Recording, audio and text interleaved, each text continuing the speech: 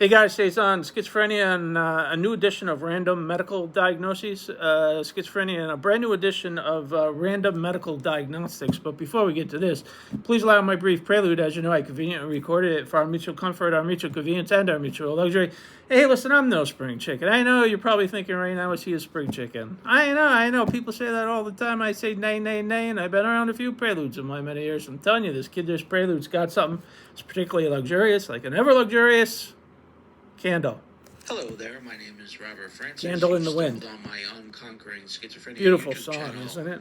Where me and the bird. That's Mikey That's Zareni, right, flies right. in the We sun talk over vast schizophrenia. bodies of Comish water. That's the cut of my jib right here for reasons This is of my newest book, The Recovery confidentiality. Handbook. The definitive It's a frontal Schizophrenia social Recovery work for Handbook. 15 years. I like that There's a title. lot of gabbing and chatting. Kind of I've been snappy. diagnosed with schizophrenia for a score 5 and It's a handbook. And that puts What can I tell you? fleck in my It's a beard. handbook. Handbook.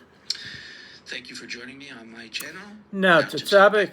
To Oh boy, strokes. Strokes are when like a clot in your body somewhere travels to your brain and damages your brain.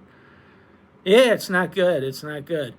The weird thing about them is there's all sorts of spectrums of strokes. Some are like really minimal and some are very extreme. And of course, the extreme ones affect people's bodily movements, of course. I guess one of the triggers, warning signs, is to see like a drooping face. One side of the face is drooping. That means a person's having a stroke. I think they could kill people. I'm pretty sure they do. And they can cause brain damage as well. And then after about 2 weeks after the stroke, I'm told, or about a month after the stroke is when people make their most progress with getting their movement back. Now, some people are only impaired a little bit with their movement, but other people are impaired tremendously. I've seen people with strokes and they have like 90% of their movement back or even greater.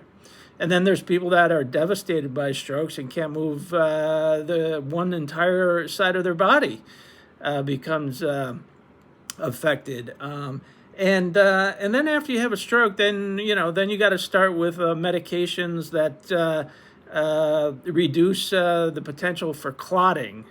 And then when you do that, then you got to worry about your blood becoming too thin. So after that, clots in the brain are definitely not good, but clotting in the body, when you get a cut, you need to clot, but you don't want to overclot, especially with strokes. And the other thing with strokes is some affect the brain, different parts of the brain differently. Like they hit different parts of the brain, and the part of the brain that it hits, that's exactly what gets affected. And there's usually like a direct causal effect from wherever the stroke hit to in the brain to its consequences. They have one that's called cerebellum stroke syndrome, where it's a very specific kind of stroke syndrome. But people recover. Some people die. Some people recover entirely, and then everything in between. And then people can have mini strokes as well along the way.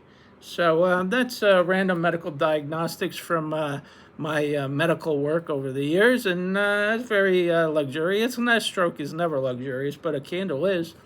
All right, guys, enjoy a candle. We'll see you next time.